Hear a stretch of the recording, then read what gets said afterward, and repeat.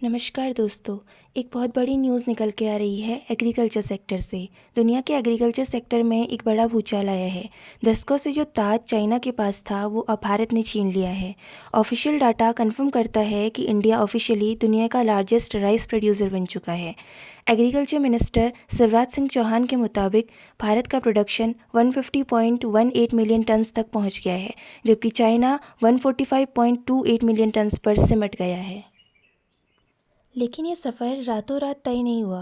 भारत में चावल की खेती सदियों पुरानी है। आर्कियोलॉजिस्ट को हरियाणा और पंजाब में ऐसे सबूत मिले हैं जो बताते हैं कि 2800 BC इंडस वैली में भी यहाँ राइस फार्मिंग होती थी। मगर एक समय ऐसा भी था जब हम फूड डेफिशिएंट नेशन हुआ करते थे। 1943 का वो बंगाल फेमाइन कोई नहीं भूल सकता, जहाँ हमारे पास अपने लोगों का पेट भरने के लिए अनाज नहीं था। आज़ादी के बाद भी हम दूसरे देशों की मदद पर निर्भर शिप टू माउथ एग्जिस्टेंस पर जी रहे थे। फिर आया 1960s का ग्रीन रिवॉल्यूशन। MS स्वामीनाथन जी के नेतृत्व में हमने IR8 और जया जैसी हाई यील्डिंग वैरायटीज़ को अपनाया। जो प्रोडक्शन 1950 में सिर्फ 30 मिलियन टन्स था, वो आज 5 गुना बढ़कर 150 मिलियन टन्स के पार निकल चुका है। Waste Bengal number 1 producer, Uttar Pradesh और पंजाब ने इस कामयाबी में बैकबोन का काम किया है। आज भारत दुनिया का सिर्फ प्रोड्यूसर नहीं बल्कि ग्लोबल राइस हब है। दुनिया का 28% चावल अकेले भारत में ग्रो होता है और ग्लोबल ट्रेड का 40% शेयर हमारे पास है। आज दुनिया के 170 से ज़्यादा देश भारत के चावल पर निर्भर हैं। सोचिए, जब भारत एक्सपोर्ट पर बैन लगाता है तो ग्लोबल मार्केट्स में हलचल मच जाती है। यह है भारत की फूड डिप्लोमेसी और सॉफ्ट पावर। अकेले बासमती एक्सपोर्ट ही 50,000 करोड़ के पार निकल चुका है।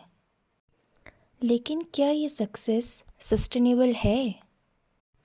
1 किलो चावल उगाने में हम लगभग 3,000 से 4,000 लीटर पानी खर्च कर रहे हैं, जिससे पंजाब और हरियाणा का ग्राउंड वाटर लेवल बहुत हद तक नीचे जा रहा है। साथ ही इन खेतों से निकलती मीथेन गैस ग्लोबल वार्मिंग का बड़ा कारण है। इसका संबंध है सस्टेनेबल फार्मिंग। सरकार अब direct seeding of rice, DSR और क्लाइमेट रेजिलिएंट सीड पर फोकस कर रही है। हाल ही में 184 नई वैरायटीज़ लॉन्च की गई हैं जो कम पानी में ज़्यादा यील्ड देंगी। भारत का टारगेट अब सिर्फ क्वांटिटी नहीं बल्कि क्वालिटी और सस्टेनेबिलिटी भी है।